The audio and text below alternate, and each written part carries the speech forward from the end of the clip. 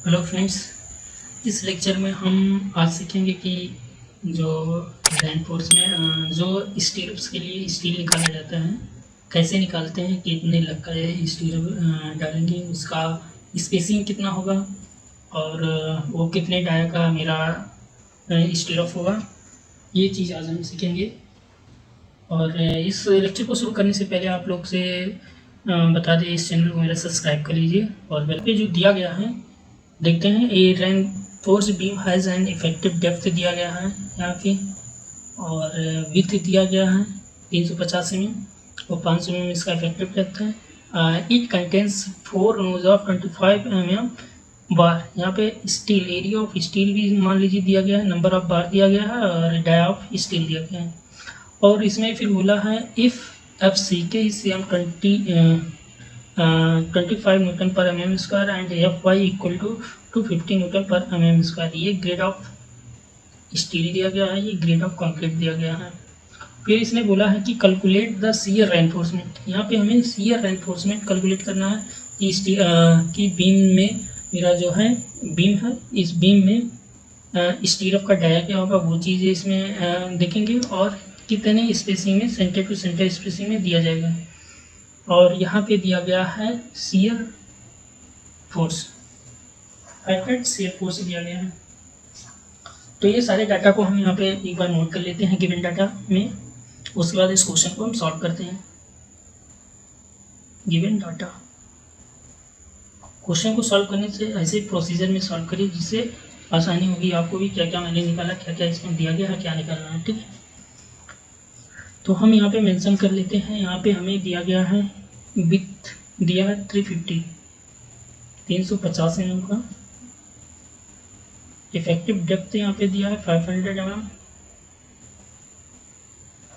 और area of steel मान लीजिए दिया गया है यहाँ पे AST 4 नोज 4 बार है 25 mm का। तो इसको सॉल्व कर लेते हैं, कितना आ जाएगा मेरा AST इक्वल टू ST आ जाएगा 1963.5 mm स्क्वायर। ठीक है, और इसके बाद देखते हैं क्या दिया गया है। FCK दिया गया है 25 पर mm स्क्वायर। FY दिया गया है जो कि 250 न्यूटन पर mm है। तो इस क्वेश्चन में हमें जो निकालना है शियर रेनफोर्समेंट निकालना है, और इसमें दिया गया है VU की वैल्यू दिया गया है, शियर फोर्स का वैल्यू दिया गया है 300, फैक्टर्ड शियर फोर्स का वैल्यू 350 न्यूटन किलो न्यूटन, ये दिया गया है। अब इसमें हमें क्या निकालना क्या है वो चीज़ आपको मैंने बता ही दिया है। तो इस क्वेश्चन को स्टार्ट करते हैं। ठीक है, अब हम देखेंगे जो कि आपने IS कोड में जाकर देखेंगे, फ्रॉम IS कोड IS 456 में 2000 पेज नंबर जो है नहीं, अभी टेबल नंबर में जाएंगे, टेबल नंबर 19 कौन से पेज पे है, 72 और 73 में हमको देखना है।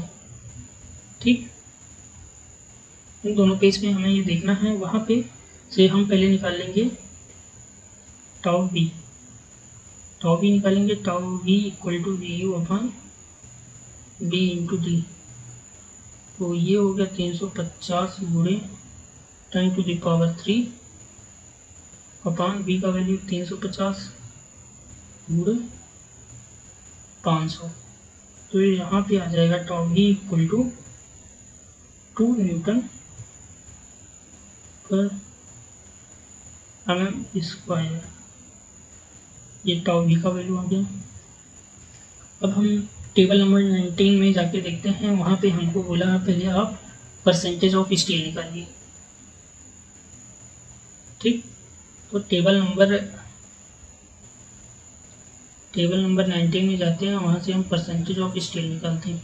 PT का फार्मूला भी वहाँ पे लिखा हुआ है 100 इंटू AST/B/D।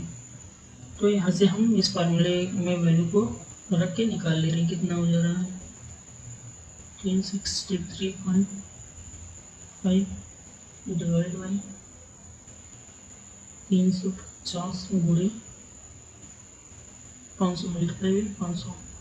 तो ये मेरा PT का जा रहा है, परसेंटेज ऑफ स्टील, जो कि 1.122% है। तो इस टेबल में हमको ये चीज़ तो नहीं मिलेगा, लेकिन किसके बीच में लाइक कर रहा है वहाँ से टेबल में हम देखते हैं। तो ये जो है लाइक करता है 1% टू 1.25% के बीच में लाइक करता है। तो वहाँ से हमें निकालना होगा, क्या निकालेंगे हम, design of shear strength of concrete. No design of shear strength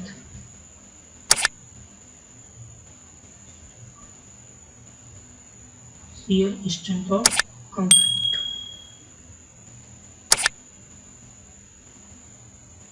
ये निकालते हैं, उसी टेबल नंबर 19 में दिया गया है, ठीक है।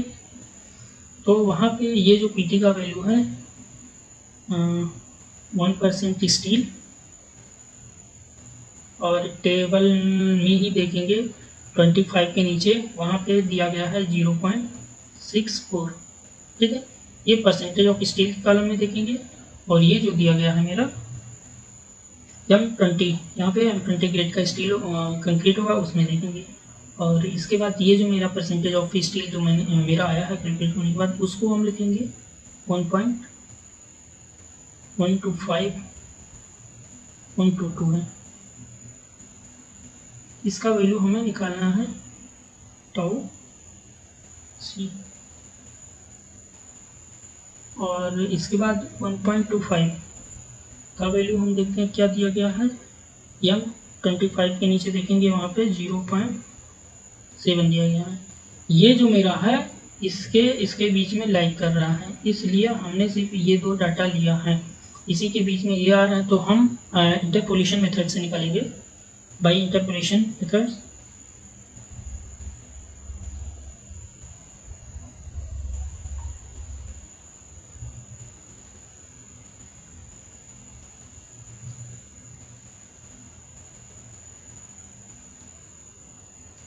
मेथड से हम निकालेंगे, यहाँ पे आएगा मेरा टाउ सी का वैल्यू।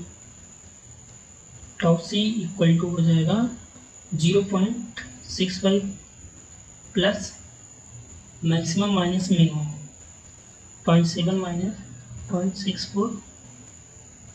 तो यहाँ पे देखिए, पहले हमने इसको मैक्सिमम लिखा, उसके बाद मिनिमम, तो यहाँ पे मैक्सिमम लिखेंगे फिर मिनिमम लिखेंगे, ठीक है। 1.25 माइनस 1 इंटू करेंगे। अब इस बीच वाले का जो ये परसेंटेज ऑफ स्टील है अपना जो है 1.122 माइनस 1। इसके बाद मेरा आ जाएगा टाउ सी का वैल्यू जो आ जाएगा मेरा 0.67 न्यूटन पर mm स्क्वायर। ये वैल्यू हमको मिल गया। अब इस वैल्यू को और टाउ बी वैल्यू को दोनों को कंपेयर करेंगे। On comparing tau B and tau C, i.e. Tau B is greater than tau C. अब यहाँ पे हमें मिल रहा है टाउ बी जो कि ग्रेटर है टू टाउ सी, hence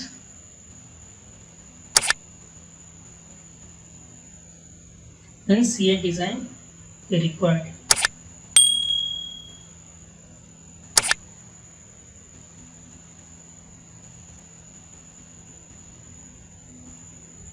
अब हमें यहाँ पे ये डिज़ाइन रिक्वायर्ड है, इसमें हमें स्टीरअप्स को प्रोवाइड करना पड़ेगा। अगर यही टाउ सी ग्रेटर देन टाउ बी होता है तो हमें स्टीरअप्स यहाँ पे नहीं प्रोवाइड करना पड़ता, लेकिन अब यहाँ पे हमें स्टीरअप को प्रोवाइड करना पड़ेगा। चलिए इसके आगे का स्टेप देखते हैं कैसे क्या है। अब यहाँ से हम निकालेंगे शियर कैरिड बाय कंक्रीट। जो मेरा कंक्रीट है वो कितना शियर को कैरी कर रहा है, रजिस्ट कर रहा है। अभी ये चीज़ हम कैलकुलेट करेंगे। Shear carried by concrete.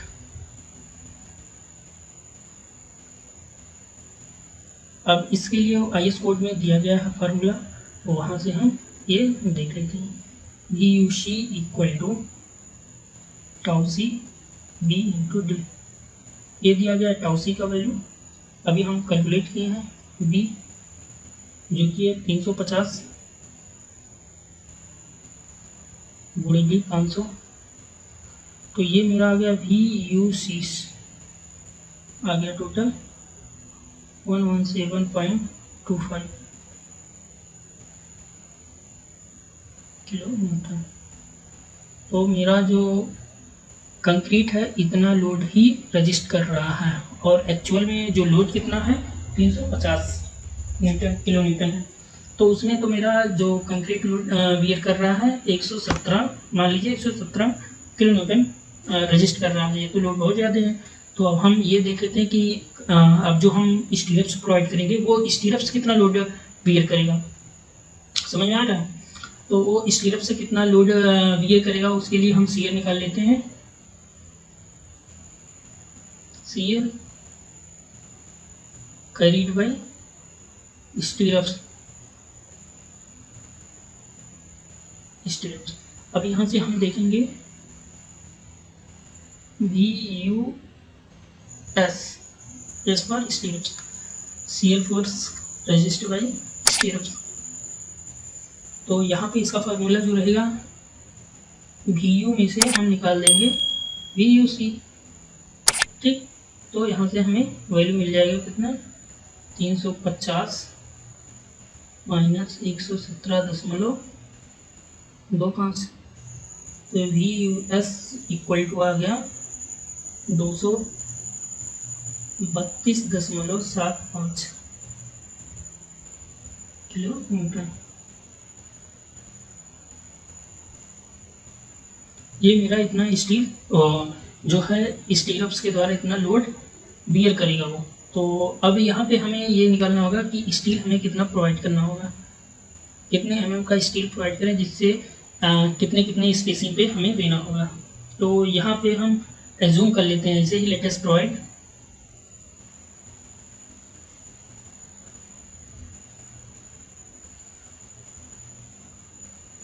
Latest use 10 mm dia of bar for two-legged stirrup, ठीक है। तो इसका एरिया हम निकाल ले रहे हैं। ASV इक्वल टू 2 लेग का, इसलिए हम 2 का मल्टीप्लाई करेंगे 5/4 इंटू 10 का स्क्वायर। तो यहाँ से मेरा ASV आ जाएगा 157 mm स्क्वायर। अब IS कोड में दिया गया है वर्टिकल रेनफोर्समेंट के लिए स्पेसिंग का फार्मूला है, जो कि पेज नंबर 73 में है, ठीक है। तो वहाँ से हम निकालते हैं from IS code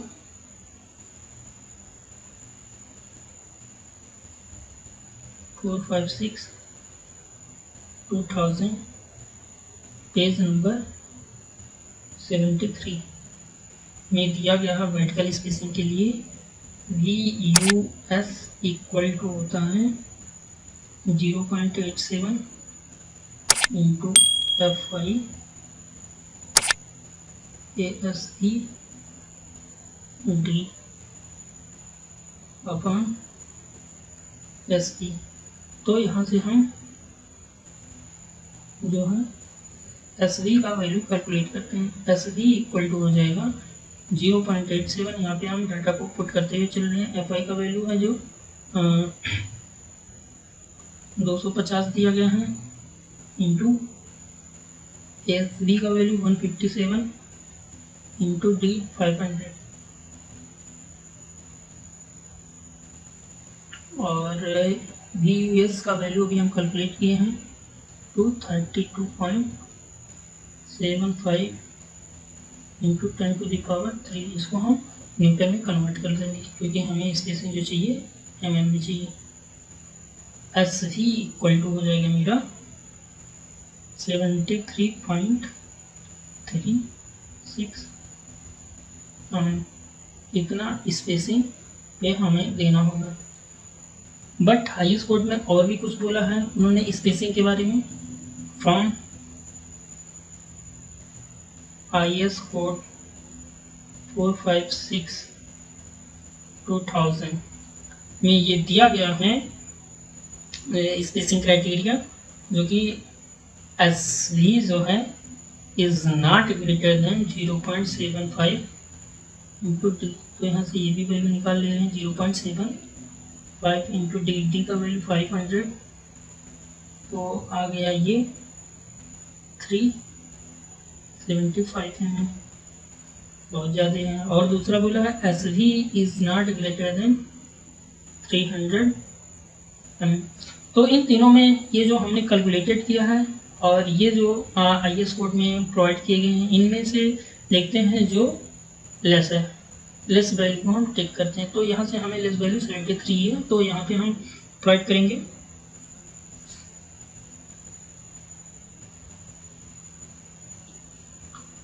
hence question के लास्ट में हम ऐसे ही लिखेंगे, hence provide an mm diabar at the rate 70 mm center to center spacing of vertical stirrups।